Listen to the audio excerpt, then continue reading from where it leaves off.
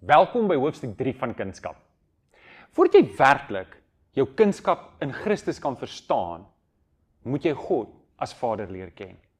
In Johannes 1 vers 12 lees ons, aan almal wat hom aangeneem het, dis almal wat Jesus aangeneem het, en dis waar die eerste 2 hoofstukke gegaan het, aan almal wat Jesus aangeneem het, die wat in hom glo, het hy die reg gegee om kinders van God genoem te word. Wat 'n wonderlike vers. Wanneer ek Jesus aanneem, kry ek die reg om 'n kind van God genoem te word. Ek kry die reg om 'n kind van God te wees. In Galasiërs 4 vers 6 skryf Paulus en hy gaan verder op hierdie gedagte en hy sê, omdat ons sy kinders is, dis kinders van God die Vader, het God die Gees van sy Seun in ons harte gestuur.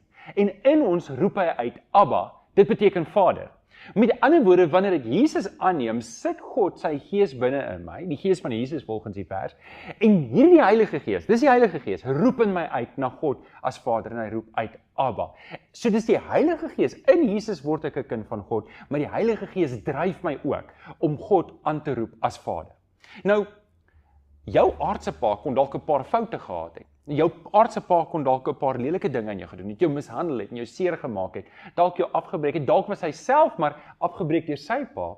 En hier is die ding wat ek en jy mooi moet verstaan. Ons moenie in die strik trap deur om God die Vader te sien as 'n groter weergawe as ons aardse pa nie. Al was jou pa perfek en al het jou pa al die goeie dinge gedoen, lees ons in 'n vers soos Matteus 7 wat Jesus sê, as julle wat sleg is, as julle paas wat sleg is, weet om goeie dinge te doen vir julle kinders, hoeveel te meer sal julle Vader wat in die hemel is nie goeie dinge aan julle doen as julle daarvoor vra nie. En hier is die groot geheim van ons God en ons Vader. En ons gaan later in 'n volgende studie daarna kyk na die karaktereienskappe van God, wat ek en jy ons verstand as te ware moet herprogrammeer om te sê, God is nie soos my pa nie. Of my pa nou goed of sleg was, God is nie so nie. Hy is perfek in elke vorm, in elke manier is hy perfek, en hy is lief vir jou. En dis eintlik wat wonderlik is, Jesus leer ons ook bid, en hy leer ons bid, Onse Vader, wat in die hemel is, in Matteus 6. En daar's 2 baie belangrike goed wat ons hier kan aflei,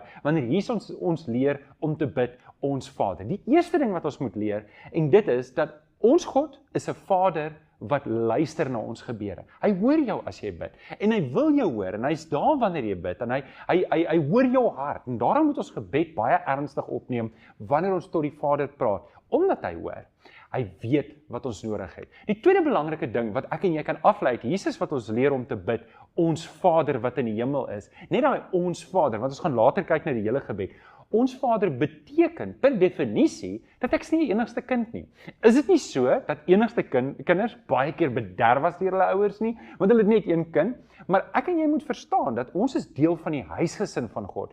En as ons deel is van die huisgesin van God, beteken dit ek het ander boeties en sissies wat ook God ken as Vader. En ek kan nie net lief wees vir God as Vader nie, maar ek leer God as Vader ken ook deur die ander kinders, en dit is die gemeente van Christus.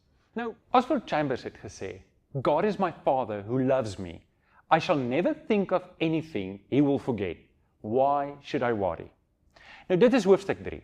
Voordat jy die volgende video kyk, wil ek jou nooi om na jou boekie te gaan na bladsy 35 en hoofstuk 4 te doen. Hoofstuk 4 gaan oor dat ek deel is van die huisgesin van God.